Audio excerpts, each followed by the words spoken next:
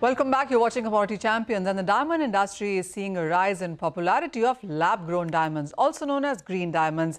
Why are they garnering more attention from consumers, especially the Gen Z and millennials? Lab-grown diamonds don't cause as much environmental harm. They have a high potential for creativity, and they are much cheaper than the natural diamonds. To understand this developing trend, I am now joined by Smith Patel. He's director at Green Labs Diamond. Smith, hi, thank you so much for joining us. And well, yes, this is an area which has taken the world by a storm with the kind of awareness, understanding, almost everybody Googling up. Wherever you sit, people are discussing on what the lab-grown diamonds are about and how much are they priced and what all and where all can you find them and etc. But I really want to understand from 2015, when it wasn't so much of a buzzword, to 2024, where almost everybody understands about it, how has been the last 10 years for you? Thank you so much for having me on the show, firstly. I would like to say the product speaks for itself. We have not had any mass marketing as of yet for lab-grown diamonds. The consumers are the ones who have been finding out about this through word of mouth, through understanding how this product is made. The transparency of the product is available everywhere on the internet. And I think that's the most attractive point to the consumer. The process, the transparency of this diamond is really available for everyone to see. And the product itself speaks for itself and has been promoted like in the same manner. Smith, I understand that there were a few who started this, and now in the last 3 or 4 or 5 years, there has been an influx of newer companies who want to be part of lab-growns.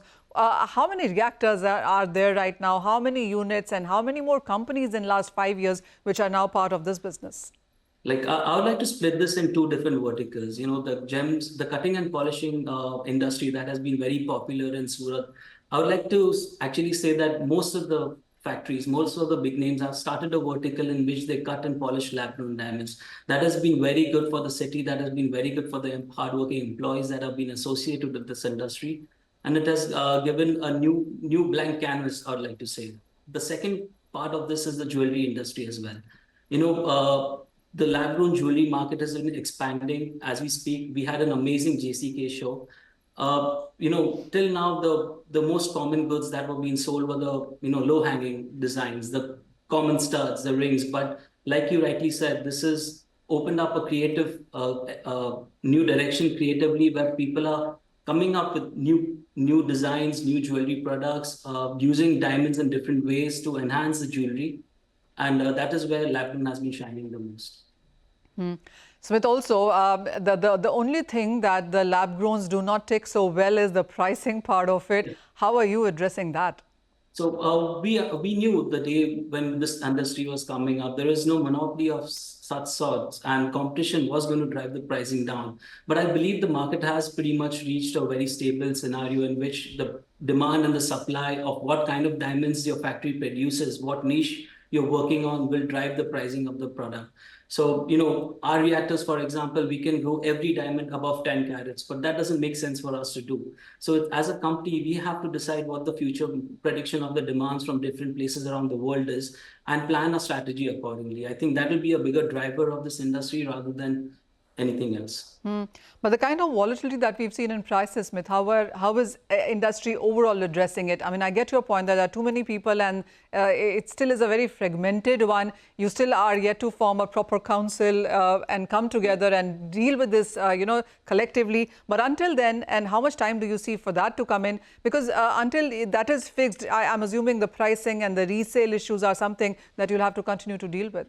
I think this industry was in the teething period as of now. We didn't know where it could go. Everyone was just jumping in because it was a new industry. But I think now more strategic planning and more creative thinking towards this product has been taking place as we speak. There has been an uptick in some prices in particular products where it wasn't seen before in the previous 3-4 years, where we only saw drops. So that's a very positive sign for this industry. We did know that the prices were going to get corrected because it's a new industry. The price point that it started at was very high because the supply was very low and the demand was much more than what we expected it. So therefore, the pricing was very high. The cost of this product has not decreased in the previous years. It is only the supply that has increased, transparency has increased, and hence the prices have corrected, I would say, not dropped. Okay. How have you seen the growth really within Indian markets and the global markets as well? We do understand that whether it's about natural diamonds or lab growns, US continues to be the big market there. So when it comes to lab growns, and there are various ways of making it, Smith, I was reading somewhere that there are 22 ways of creating lab grown diamonds, but we all know of those two which perhaps are the most credible. So take us through that too. Yeah. So, the first diamond was actually created in 1952.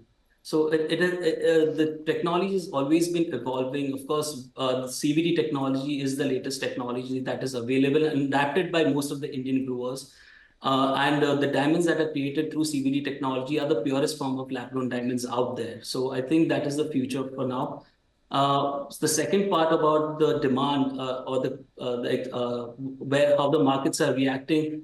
In America, 2020, there were 30% retailers that kept lab-grown diamonds. In 2023, it became 80%. That kind of jump has only been seen because the people wanted this product and the demand was rising. And speaking about India, we see a similar trend. India is today where America was a few years ago. The demand has just started, the spiraling effect has begun, and people have started to ask for diamonds, lab-grown diamonds as well. So a lot of new people will be introduced to diamonds, and that is thanks to lab-grown diamonds. Smith, earlier, a couple of years ago, perhaps it was a shop-in-shop kind of opportunity that the lab-growns had. But a lot of people that I'm speaking to are also opening standalone shops, Yes. stores, etc., which are only giving lab-grown. Is there that kind of a demand there?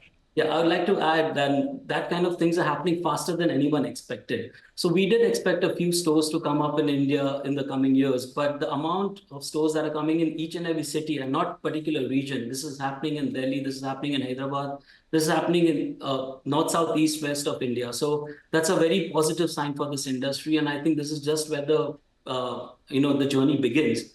And of course, there will be a lot of ups and downs, a lot of new innovation and design and technology that will take place and drive this market forward. Also, talk to me about what kind of growth are you anticipating going forward from here? Because yes, there was a rage, and there are a lot of reports suggesting that the rage is done with, and now the kind of growth that we saw perhaps in last 2 or 3 years is not what you will see a replica of in the next 2 or 3 years. Yeah, of course, when the industry is new, we see a much faster growth because it was a completely blank industry. There were not a lot of players. Now that the competition is increasing, I think strategic growth is what people will be striving towards, making their company go towards specific niches, even in the lab-grown industry. And I think that's where the space for growth is going to come from. Secondly, the jewelry segment is just at the nascent stage. Like I mentioned previously, the designs that are coming out right now are just the basics because that was the demand. Now people are asking for more creative. The same people who have bought the basics want to explore. They want to create new designs. They want to understand. They want to be comfortable wearing new designs. And that's where lab-grown diamond's second era in the jewelry will start. Okay. Smith, also, a final question, because all sectors are looking at the new government and the budget that's upcoming. What are you expecting in sense of lab-growns? So we have had tremendous support from the government for the lab-grown industry, mainly because, it is a completely made in India product where we are mostly not dependent on anything for imports. We use a green energy using the solar power plants or the wind power plants. We grow in India, we cut and polish in India, we set it in jewelry in India when we export it around the world. So we have always had support for this industry since the time that the government has learned about this segment. And we believe that this continued support will continue in the future. I believe the next segment people will look at is how we can make these factories even more green, how we can encourage them to put solar plants and wind plants to make sure that the energy they use to generate these diamonds or create these diamonds will be completely coming through solar plants or wind power plants as well. Just time enough to squeeze in one more question, Smith, and this is about, one is of course jewelry and bespoke jewelry at that. I mean, you can create on what you want from this one, but lab growns also have various other industrial uses that we've. How much of that is a reality in India right now? So most of the companies we know are working at some extent to the other to work in its optical, microprocessors. There's an endless sea of possibilities when it comes to using lab-grown diamonds in the industrial space. Of course, every company will individually have to do their own R&D, invest time and space, because the best thing is you've gotten beautiful material that is diamond, with such amazing properties at the palm of your hand.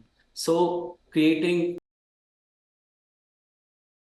endless, but of course, there's a lot of hard work, R&D, competition from